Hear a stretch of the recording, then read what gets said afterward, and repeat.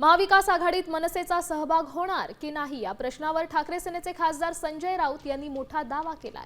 काँग्रेसला सोबत घेण्यासाठी राज ठाकरेंची इच्छा आहे असा दावा राऊतांनी केलाय। या वक्तव्यामुळे महाराष्ट्राच्या राजकारणात आणि महाविकास आघाडीच्या संभाव्य विस्ताराबद्दल पुन्हा चर्चांना उधाण आले।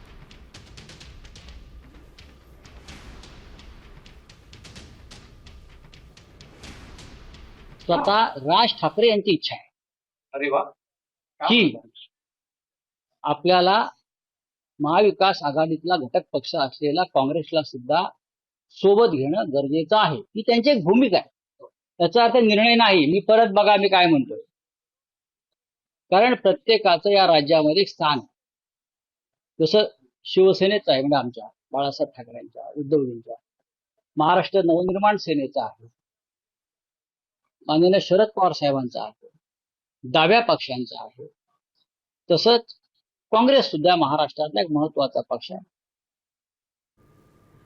आपण पाहू शकतोय संजय राऊतांनी मोठे विधान केलंय। राज ठाकरेंची इच्छा आहे काँग्रेसला सोबत घ्या, त्यामुळे महाविकास आघाडीत जे 3 घटक पक्ष आहेत त्यात चौथा घटक पक्ष म्हणून मनसे सामील होतोय का ते पाहणंच महत्त्वाचं ठरणार आहे। या संदर्भात अधिकची माहिती देत आहेत आपले प्रतिनिधी मयूर राणे। मयूर, काय सांगाल? राज ठाकरेंची इच्छा आहे काँग्रेसला सोबत घ्या असा मोठा दावा संजय राऊतांनी केलाय।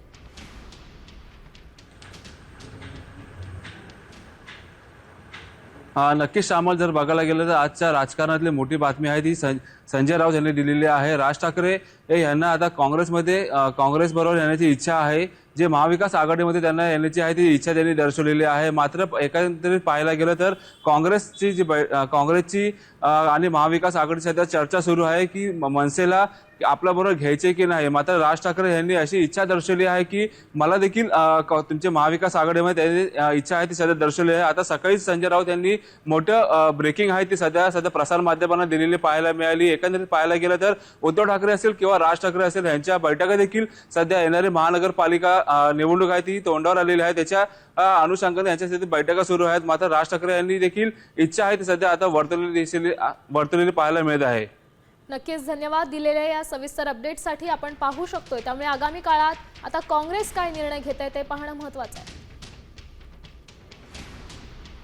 आता isakal.com आहे देशातील नंबर 1 ची मराठी न्यूज वेबसाईट।